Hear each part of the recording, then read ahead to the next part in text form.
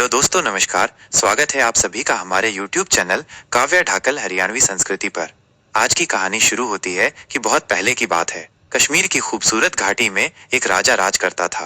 राजा का महल झेलम नदी के किनारे था। एक दिन राजा की रानी महल के झरोखे से बाहर देख रही थी। उसने एक मछली बेचने वाली को देखा जो मछलियों से भरी टोकरी लेकर शहर में बेचने जा रही थी। रानी ने मछली वाली को ऊपर बुलाया। मछली वाली ने अपनी टोकरी नीचे रखी। टोकरी में ऊपर ही एक बहुत बड़ी मछली थी।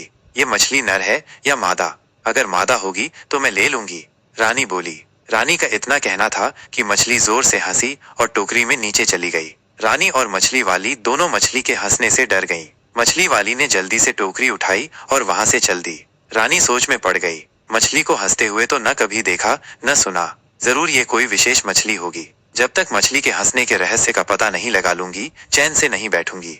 शाम को जब राजा महल में आए तो रानी ने मछली की हंसी के विषय में बताया। मछली आपकी बात सुनकर हंसने लगी। ये तो बड़े अचरज की बात है। राजा बोले, मैं कुछ नहीं जानती। आपको मछली क्यों हंसी इसका पता लगाना पड़ेगा। रानी ने जिद की। दूसरे दिन राजा का दरबार लगा था।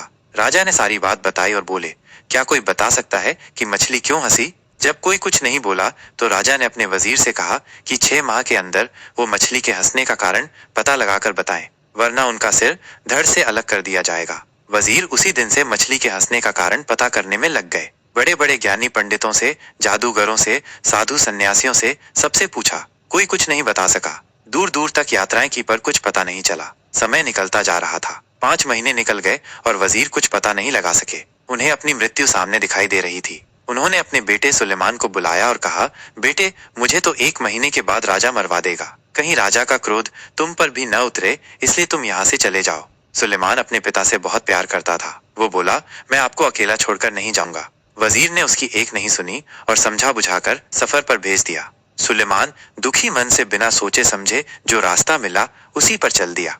चलते चलते रास्ते में सुलेमान को एक किसान मिला। किसान शहर से सामान आदि खरीद कर अपने गांव जा रहा था। सुलेमान ने सोचा, एक से भले दो।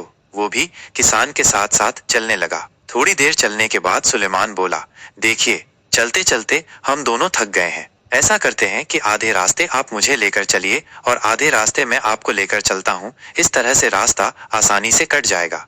किसान उसकी बात सुनकर अचकचा गया। आधे रास्ते ये मुझे लेकर चलेगा और आधे रास्ते मैं? कैसी बेवकूफी की बात है, किसान ने सोचा और चुपचाप आगे बढ़ता रहा। थोड़ी देर में वे एक पहाड़ी के ऊपर थे। नीचे झेलम नदी की पतली धार दिखाई दे रही थी और ऊपर देवदार के पेड़ों का जंगल। दोनों एक पत्थर पर बैठकर सुस्ताने लगे। सुलेमान ने जेब से एक चाकू निकाला और उसे किसान को देकर बोला, आप ये चाकू लीजिए और जंगल से 2 घोड़े ले आइए। और हाँ, चाकू संभाल कर रखिएगा, बहुत कीमती है। चाकू लेकर मैं जंगल से घोड़े पकड़ लाऊं। यहाँ इस पहाड़ी पर घोड़े, या तो ये खुद पागल है या मुझे पागल बना रहा है, किसान बड़बड़ाया। थोड़ी देर में फिर से दोनों चल दिए। कुछ देर बाद दोनों एक खेत में पहुंचे। खेत में पकी हुई फसल कटने के लिए तैयार खड़ी थी। कितनी अच्छी फसल है, किसान फसल देखकर बोला। हाँ वो तो है, पर पता नहीं फसल खा ली गई है या बची है। सुलेमान ने जवाब दिया, खा ली गई है। क्या मतलब है तुम्हारा? देख रहे हो फसल अभी कटी नहीं है और तुम कह रहे हो खा ली गई। किसान गुस्से से बोला, मैंने तो यूं ही कह दिया, सुलेमान बोला। और वे फिर अपने सफर पर चल दिए। अब वे एक फूलों से भरी घाटी में पहुंचे। घाटी के एक ओर एक छोटी सी नदी बह रही थी। नदी के पार पहाड़ी थी जिस पर एक गांव दिखाई दे रहा था। किसान ने अपने जूते उतारे, पजामा ऊपर खोसा और नदी पार करने लगा। नदी अधिक गहरी नहीं थी, पर धार बहुत तेज थी और तलहटी में ढेर सारे छोटे बड़े पत्थर थे। नदी पार करके किसान मुड़ा तो उसने देखा कि सुलेमान जूते पहने हुए ही नदी पार कर रहा था। सचमुच में ये पागल है, किसान ने सोचा। नदी पार करके दोनों पहाड़ी पर चढ़ने लगे। गांव के पास पहुंचकर किसान बोला, मेरे घर चलो, कुछ खा पीकर और आराम करके आगे के सफर पर निकल जाना। मुझे बड़ी खुशी होगी आपके घर चलकर, लेकिन क्या आपके घर की छत इतनी मजबूत है कि आप मुझे अपने घर ले जा सकें? सुलेमान ने जवाब दिया। अब किसान अपने गुस्से पर काबू नहीं रख सका और बोला, मैंने तो शराफत के नाते अपने घर आने की दावत दी थी। नहीं आना है तो मत आओ, पर मेरा अपमान तो मत करो। इतना कहकर किसान अपने घर की तरफ चल दिया। किसान की एक बेटी थी, गुलनार, बहुत समझदार और चतुर। जब उसने अपने पिता का गुस्से से तमतमाता चेहरा देखा तो बोली, अब्बू क्या बात है, किस पर इतना नाराज हो रहे हैं?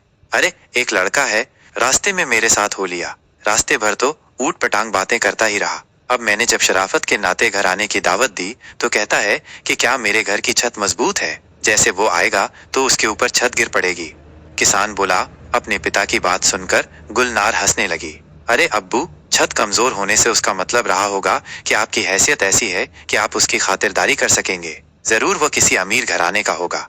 किसान ने सोचा तो उसे गुलनार की बात ठीक लगी। अच्छा बेटी, तो जरा उसकी उन बातों का भी मतलब बताओ जो वो रास्ते भर करता आया है। और किसान ने रास्ते का सारा हाल उसे बताया। गुलनार थोड़ी देर सोचती रही, फिर बोली, अब्बू, ये लड़का बहुत समझदार और बुद्धिमान है। उसकी हर बात में एक मतलब छिपा है। जब उसने कहा कि आधे रास्ते आप मुझे ले चलें और आधे रास्ते वो, तो उसका मतलब था कि आधे रास्ते आप उसे कोई कहानी सुनाइए और आधे रास्ते वो सुनाएगा। इस तरह रास्ता आराम से कट जाएगा और किसी को थकान महसूस नहीं होगी। और घोड़े?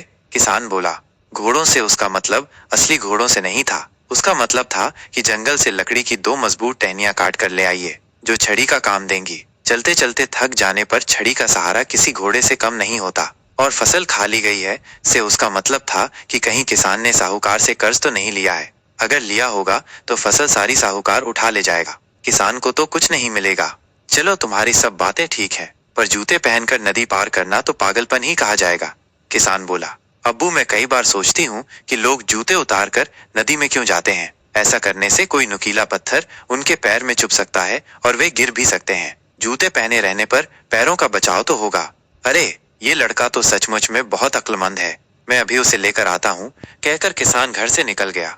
इधर गुलनार ने सोचा, क्यों ना वो भी लड़के की परीक्षा ले। उसने एक थाली में 12 रोटियां रखी, एक कटोरा खीर का भरकर रखा और दूध से लबालब भरा हुआ एक जग रखा। थाली नौकर को देकर बोली, ये थाली सुलेमान को देना और कहना कि साल में 12 महीने होते हैं, पूरे चांद की रात है और सागर में पानी लबालब भरा है। नौकर लालची था। उसने सोचा, अगर मैं थोड़ा खाना खा भी लूं तो लड़के को क्या पता चलेगा। उसने एक रोटी खीर के साथ खा ली, फिर जग में से थोड़ा दूध पी लिया। फिर उसने जाकर थाली सुलेमान को दी और गुलनार का संदेश सुनाया। सुलेमान ने थाली रख ली और नौकर से कहा, आप अपनी मालकिन को शुक्रिया कहिएगा और कहिएगा कि साल में 11 महीने होते हैं, आधे चांद की रात है और सागर में पानी लबालब नहीं है।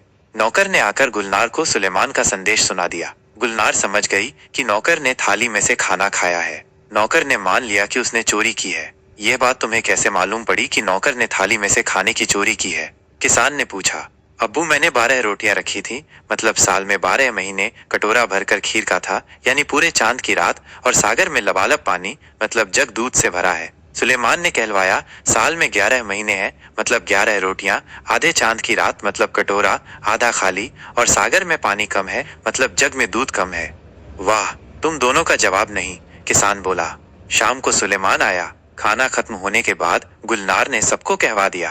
कहवा पीते पीते सुलेमान ने अपने पिता और मछली की हंसी के बारे में बताया और बोला, अगर जल्दी ही मछली की हंसी का रहस्य नहीं सुलझा तो मेरे अब्बू की जान चली जाएगी। क्या आप कुछ मदद कर सकती हैं? गुलनार चुप होकर थोड़ी देर सोचती रही। कुछ देर में उसके होठों पर मुस्कान आ गई। चलिए, मैं भी आपके साथ चलती हूँ। मछली के हंसने का रहस्य मैं राजा को ही बताऊंगी, वह बोली। सुलेमान गुलनार के साथ उसी वक्त अपने नगर की तरफ चल दिया। उसके पिता चिंता के मारे खाट से लग गए थे। सुलेमान को देखकर बोले, तुम क्यों आ गए? मैंने तुम्हें आने से मना किया था। अब्बू, आपकी चिंता खत्म हुई। गुलनार मछली की हंसी का रहस्य समझ गई है। आप हमारे साथ फौरन राजा के पास चलिए। क्यों वजीर? मछली क्यों हंसी, कुछ पता चला? राजा ने पूछा। हाँ महाराज, इसका उत्तर ये लड़की देगी। वजीर बोला। महाराज, आपके महल में एक पुरुष स्त्री के भेष में रहता है। ये बात उस मछली को पता थी, इसीलिए वो हंसी थी। गुलनार ने बताया। हमारे महल में पुरुष? असंभव। राजा बोला। महाराज, अभी इसका फैसला हो जाता है, गुलनार ने जवाब दिया। अब उसने एक बड़ा सा गड्ढा खुदवाया, फिर महल की सारी दासियों को उस गड्ढे को कूदकर पार करने के लिए कहा। कोई भी दासी उस गड्ढे को पार नहीं कर सकी, सिवाय उस दासी के जो असल में एक पुरुष था। वो एक चोर था और राजा के महल में चोरी करने के इरादे से रह रहा था। राजा ने उसे कारागार में डलवा दिया। राजा ने गुलनार को बहुत सारी धन दौलत इनाम में दी और उसकी बुद्धिमानी की सराहना की। थोड़े दिनों में सुलेमान और गुलनार का विवाह हो गया। दोस्तों, कहानी कैसी लगी कमेंट करके जरूर बताना और ऐसे इंटरेस्टिंग वीडियो देखने के लिए हमारे चैनल को सब्सक्राइब जरूर करना। वीडियो को लास्ट तक देखने के लिए बहुत बहुत धन्यवाद।